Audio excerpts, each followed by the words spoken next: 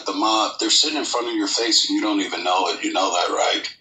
They're sitting right in front of your face. And some of them are probably here right now as we speak, you know. But the biggest thing about when you're dealing with terrorists and stuff is that you have to understand that, you know, I'm an American, number one. Don't ever get it twisted. And I have served.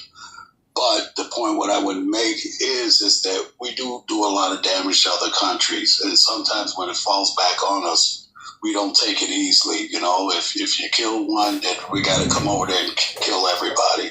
You know, but the only difference that makes the United States different from terrorists is terrorists are what you call cowards. Cowards are the kind of people that run around and kill innocent people.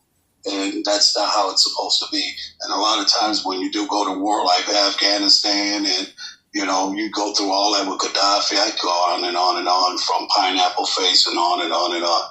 The point is that we're civilized. Did it go off or something? No, I can hear you. Yeah. I mean, we are civilized, but, you know, I'm just saying that in terms of like... We have compassion too, though. That's the difference. You know, we don't sit in our country and behead our own people. We don't sit in our own country while you see like Saddam. You know, he's got all the countries, what do you call it? Whatever you call it, you put in a museum that's supposed to be their history. You know, that's what you call a dictator. You know, even like when you guys look at you know, you guys might not like me, but I really wouldn't care. Trump is following Putin's. Putin's put Trump on the map. He told them fake news. Putin started all this shit. Nobody's paying attention.